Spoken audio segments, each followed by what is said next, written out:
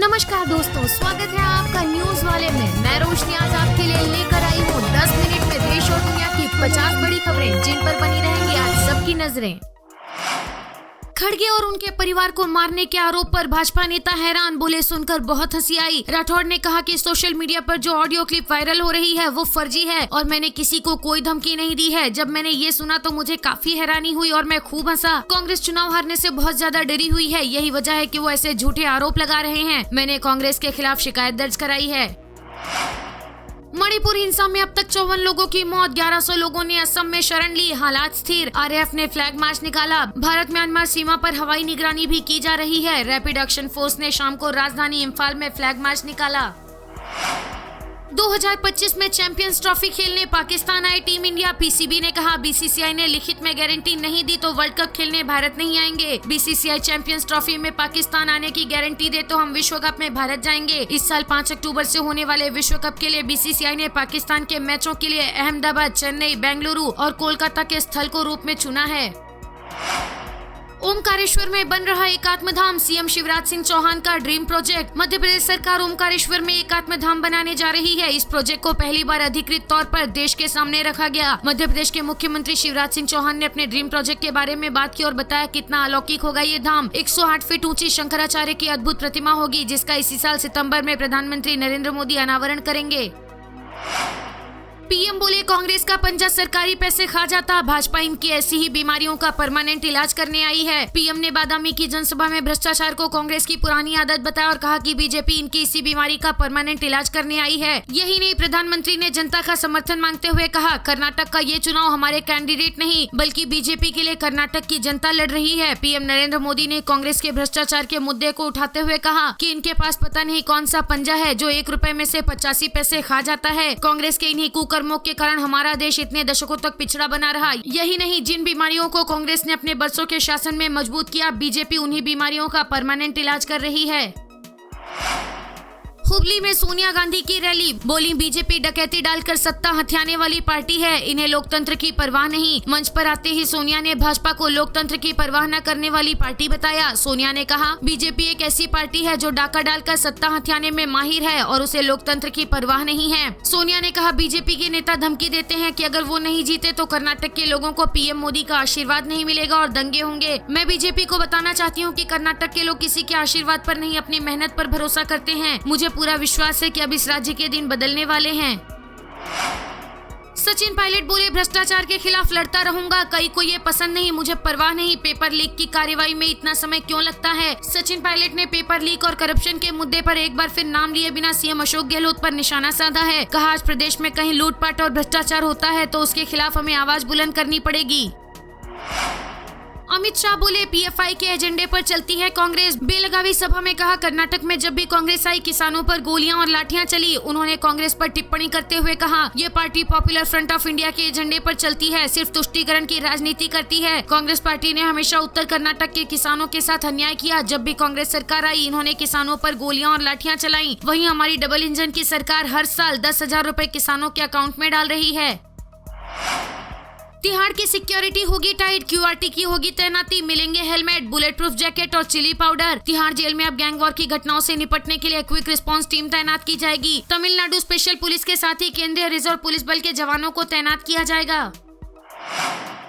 राष्ट्रपति के भाषण के दौरान 9 मिनट बत्ती गुल, मुर्मू बोली बिजली हमारे साथ लुका छिपी खेल रही है। ओडिशा के मयूरभंज की घटना, हालांकि इसके बावजूद राष्ट्रपति ने अपना संबोधन जारी रखा। लाइट जाने पर भी माइक सिस्टम काम कर रहा था। प्रोग्राम में मौजूद दर्शक भी अंधेरे में ही मुर्मू का भाषण सुनते रहे।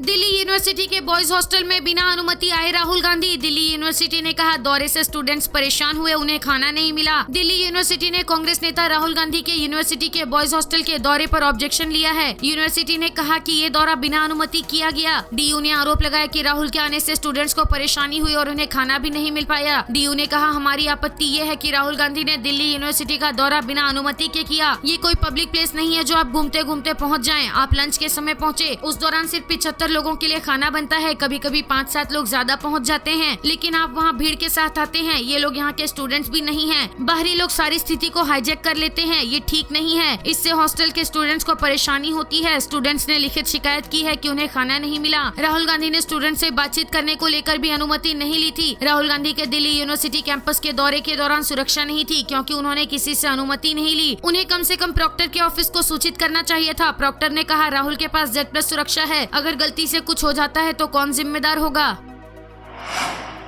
हरिद्वार में अतिक्रमण हटाओ अभियान, तोड़ी गई 30 साल पुरानी मजार। 5 दशक पुराना मंदिर भी ढहाया। मजार 30 साल पुरानी तो वहीं मंदिर 50 साल पुराना बताया जा रहा है। राज्य के सीएम कह चुके हैं कि ऐसे 1000 से ज्यादा स्थान चिन्हित किए गए हैं जहां अवैध अतिक्रमण किया गया है। इससे पहले प्रशासन ने 2 इलाकों में बनी अवैध मजारों को तोड़ा था।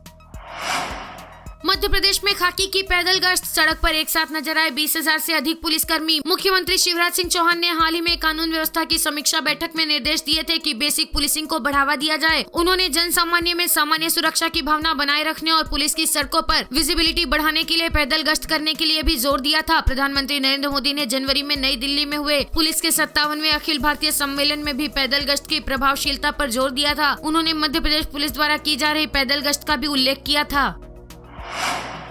मणिपुर हिंसा पर शशि थरूर का भाजपा पर वार, राज्य में राष्ट्रपति शासन लाने की मांग। मणिपुर में चल रही यह हिंसा मैतेई समुदाय को अनुसूचित जनजाति श्रेणी में शामिल करने के लिए प्रस्ताव पर शुरू की गई थी। उन्होंने कहा कि मणिपुर की जनता भाजपा को फिर से सत्ता में लाकर घोर विश्वासघात महसूस कर रही है।